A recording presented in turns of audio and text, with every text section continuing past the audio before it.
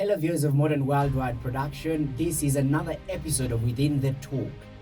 And within the talk, we have quite a number of stories to talk about, but what caught our attention is the death of the boy by the name Jeff. A 23-year-old had started his business. Life has been cut short. So many questions within the minds of Kenyans who are not convinced that he did commit suicide. The boy is already buried, but the conversation of his death continues. He was quite jovial, called the mother with a plan to meet the DJ Fatso so that he can promote his business with the DJ. But unfortunately, this will be the last conversation that he has with the mother and also some of his friends. This is so sudden. The way the boy was found down on the floor of that particular building without or with his trousers down, it creates a mystery on what exactly transpired in that particular room. Many Kenyans are not convinced that this particular boy did commit suicide after such a joyful conversation with the mother. The boy was excited of an opportunity of growing his business. What exactly happened? The DCI is on the case trying to investigate and find the actual truth in the matter. This is within the conversation as I'll continue informing you as truths unfold in this particular issue. Now, back to our conversation. We have 5 within the conversation here in Modern World Production within the conversation weekly. So our very first highlight that began this week is matters Manchester United and the 7 days of the week. They were given 7 days of the week score. Can you imagine that? As a Manchester United fan, let me say I was not proud. The conversation has been going on and on throughout this week, and I've been hurt a lot. I don't know about the other Manchester United fans, how you've been feeling about this particular issue, but being given a 7 days goal by Liverpool, quite a rivalry that has been there since the past. Oh, that was painful. We also go into Hachaguas reveal plot. That is the second one in our conversation. Then you go to the control of budget and matters 16 billion unknown of its whereabouts. Where did it go to? We also have the Women's Day talk within the talk. We'll be telling you in just a bit why we are having so many women's or celebration of women in this particular calendar of the years, and maybe they're just too much to us within the conversation. And finally, what will be closing our conversation on is matters Odinga and his campaign. So, Manchester United fans, as we began, we were quite beaten, thoroughly beaten by Liverpool. A 7-0 defeat. No consolation goal. Come on. A week indeed began painful for the Manchester United fans. But at least there was a consolation within the Europa League as we came back beating Real Betis 4-1. But still, we owe a debt of some about 3 goals to about 4 to bring the deficit down to place an equalizer and 1 goal extra to ensure that we are not still crying over the 7-0 defeat. What is your thought on this particular issue? Manchester United, will they come back even strong after beating Real Betis, or is this just a recap with a calm down once again? The second in our conversation is Hachaguas reveal plot. The Deputy President Rigathi Gachagua has claimed that 16 billion shillings was lost during the election, claiming that the former regime, the former government by President Uhuru Kenyatta saw to it that 16 billion shillings was stolen, or its whereabouts it's unknown.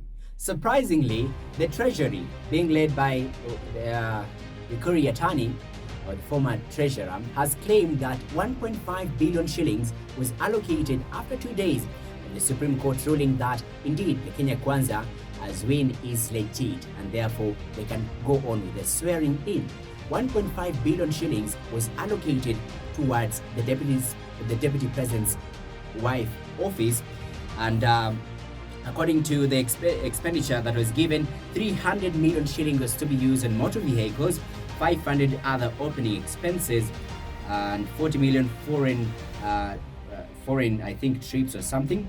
Then 330 for state hospitality.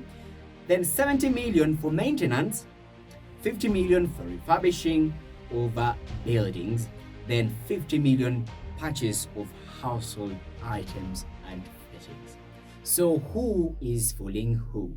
Well, we still await the big reveal quote by Deputy President Hachaguas. Will the truth finally unfold? And if the truth unfolds, all those who have been involved, will they be put to matters justice? Well, it is yet to be seen, because the taxpayers' money should not be used for personal gain or in the interest of the leaders themselves, and the normal state of the economy is collapsing. Well, moving on to matters conversation within the talk in the week. Women's Day. We had a Women's Day a few days ago, and for me it seems the Women's Day has actually become too many within the calendar of the year, because let truth be told, most of the celebrations involved, they actually put a center of a woman. The center stage is a woman. For example, the Valentine's Day, don't tell me it is for the lovers. Come on, we know that is also their day. We're just shortchanging the story to make it look as a couple's day. But believe it or not, it is another woman's day, because most of the bulky goods are sent towards their way. We men receive very little this particular day. If you believe this is true, give us your comment on the comment section wherever you're watching this from, either YouTube, TikTok, or any other social media platform on Modern Worldwide Production.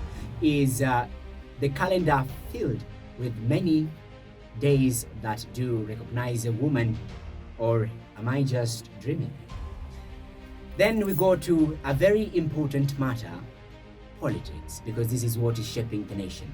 The conversation within the week has been so tough when it comes to matters politics, especially on matters demonstrations. Raila Odinga, the opposition leader, and also who was the flag bearer in the 2023 general election when it comes to the Azimio, team, has claimed that he does not recognize the legitimacy of the Kenya Kwanza government. He claims that Kenya Kwanza government is in office illegitimately. The government of Kenya Kwanza, it is illegitimate to run the Kenya operation. Odinga did issue a 14 days ultimatum to ensure that they don't go out to the streets in demonstrating against the Kenya Kwanza government in its failures as the government. Odinga had issued at least 3 conditions: opening of the server. The other condition was on matters economy. Odinga had called upon the Kenya Kwanza government to build the economy to a favorable standard for the normal mwananchi, as many were complaining of the high cost of living in the nation. But this has not been fulfilled. Then we had the third condition was on the IBC official selection. Odinga wants the selection of the IBC commissioners to engage all stakeholders within this particular issue to ensure that Kenyans get a free and fair election, and not like that one that was squandered by Wafula Chebukati, according to his statements. Well, the first issue on IBC server ultimatum towards the Kenya Kwanza government, I really don't know whether the Kenya Kwanza government can fulfill this, because they don't have the control over the IBC servers. Is Odinga demanding for something from someone who does not have it or cannot make it? Can the Kenya Kwanza government open the servers, or is this particular role left to the IEBC? Well, it is a matter that brings the conversation on the ground here within the talk. Matters Conversation Weekly with I, Kenneth Aldis. Do give us your thought on this particular issue, as Odinga has now put the date towards demonstration where Kenyans can go and demonstrate against the Kenya Kwanza government. That is 20th of this month, on the month of March, which we are in. Will Odinga succeed in calling out Kenyans against the Kenya Kwanza government in matters high cost of living, opening of the IEBC server, and the new commission that is being formed to oversee the elections for another 10 years? This is a conversation that continues to go on here on Modern World Production, especially on matters politics and the politics in the nation. Do join us for another conversation of Within the Talk Weekly with I, Kenneth Alice. Remember, you can be our attribution by giving us information and where you want us on matters concentration information within the talk, so that we can get the information, do try to analyze it for you and bring it to you. And also you can send us any videos that can be part of the conversation here within the talk. Give us your comments. Remember to like and also share with your friends and also the family, so that you can continue growing together on Modern World Production. I'm signing off for now. My name is Kenneth Aldis.